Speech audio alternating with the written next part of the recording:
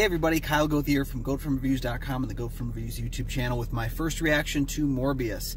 It might be part of the MCU, it might not be part of the MCU, latest installment, directed by Daniel Espinosa and starring Jared Leto as the titular doctor turned vampire.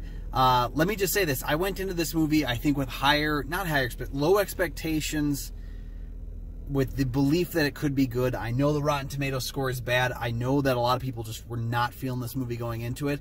But I thought, at least the first couple of times I saw the trailer, I thought the trailer was pretty cool. I was excited to see this movie. And I gotta say, coming out of it right now, it's bad.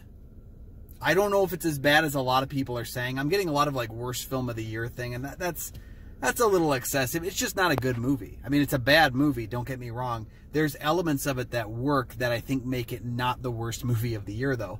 Let me tell you some of the things I liked. I liked Jared Leto as Dr. Morbius. I thought he was solid. Doesn't have much to do, but given what he's working with from a script perspective, I think he does well enough. I really like Matt Smith as Milo, although we'll get to that in a second. I really liked him in the film because I think he's got this kind of, he knows what kind of movie he's in. I'll just say that. Everybody else is serviceable, and I mean like serviceable because I think they're all doing the best they can with a very flat script. The biggest problem with the script is that it doesn't really, there's a lot of stuff it chooses to spend time on that doesn't need to have time spent on it. And there's these really just odd moments that kind of just took me out of the movie. Like, we first meet Matt Smith's character, and he's referred to as Lucian. That's his name. And the first time Michael meets him, he says, "No, I'm not going to call you that. I'm going to call you Milo." And it seems like a dick thing for Michael Morbius to say. I know he's a kid, but like, this is your friend that you're going to grow up with. And then the rest of the movie, no one calls him Lucian. And including like his doctors, the people that he works around with, everyone just calls him Milo. And it's like, why did you go through that? Just name him Milo as a character, because it seems like an afterthought, or that they shot two scenes, one where he's named Lucian and one where he's named Milo, and somebody's like, we can't lose this scene. We got to just, fix it in post. Shoot a scene where someone changes his name. Things like that. There's things like that that happen in the movie that just boggle my mind. I think, yeah, like Daniel Espinosa, I've seen films like Life that he's done. I really liked Life, and so I was expecting something more in tune with that. This film is very dark. I think the CG on the transformations works well enough. I think there's sometimes when I think it's great, sometimes when I think it's just okay.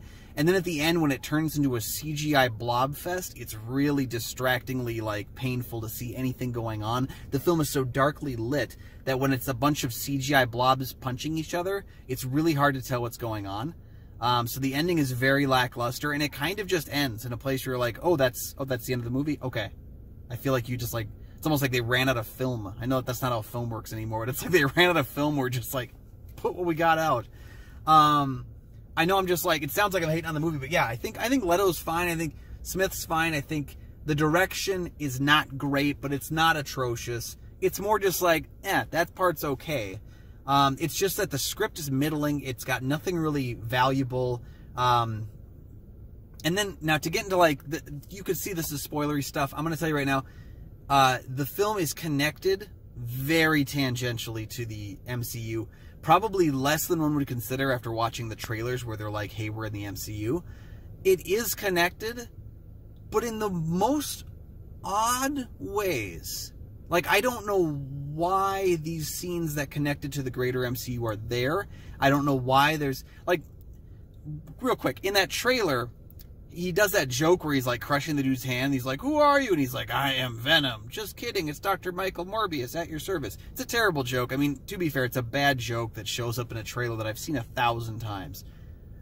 So he says the guy asks, who are you in the movie? And he goes, I am Venom. And he doesn't say anything else. So it's just an odd, why did we cut out the bad joke that now makes the first half of this joke not make sense? Because he's not Venom. But they're connected in a way where they're aware of Venom in this universe, in this film, so that it's connected more to Venom than it is to the MCU. But what is the point of that? What is the point of so much stuff that happens in this movie that doesn't feel like it should be wasting my time with it? That's what it comes down to, is there's a lot of pointless moments in this movie that feel like they're supposed to mean something more than they are. And the post-credit scenes don't make sense. Or at least they make about as much sense as the post-credit scenes from Spider-Man No Way Home. In that stuff happens, but they don't really ever explain why stuff happens. Yeah? Yeah. Okay, so Morbius, it's not as good as the first two Venom movies. It's not as good as anything out of the MCU proper. It's not the worst thing of the year, but it's a pretty bad movie. I think there is salvageable parts here if the movie makes a lot of money, and I think it's going to do pretty well this weekend. If it makes enough money where there's a sequel in line, I'll go see the sequel. I will give them the benefit of the doubt that they can learn from this and make a better film. I do think Venom 2 turned out a little bit better than Venom 1, so they learned a couple of things, made a more enjoyable movie, if it's not altogether great. I think they can do the same with this one. I think you can make a solid Morbius movie. I like the idea of Morbius the Living Vampire. I think he's a cool character. I just don't think he was done very well in this movie. So let me know what you thought down in the comments section below. Did you absolutely hate the movie? Or are you on the side of, like, it's really good? I'm more on the side of it's bad, but it's not the worst thing I've seen all year by far. Let me know in the comment section down below your thoughts on Morbius. And while you're down there, go ahead and like and subscribe to the channel. They're 2 free things that you can do that help support my channel. And they also help make sure you never miss a new episode of the show when it comes out. And you can find all my film reviews at goatfilmreviews.com. Don't forget, you can also check out Goat Film Reviews on Facebook. You can follow me personally at Almighty Goatman on Twitter, Instagram, and Letterboxd. And you can look for my show, Kyle and Nick on Film, with new episodes Mondays, Thursdays, and Saturdays. The links are down in the descriptions for all those things. Go ahead and check those out. And thank you guys for watching. We'll see you next time.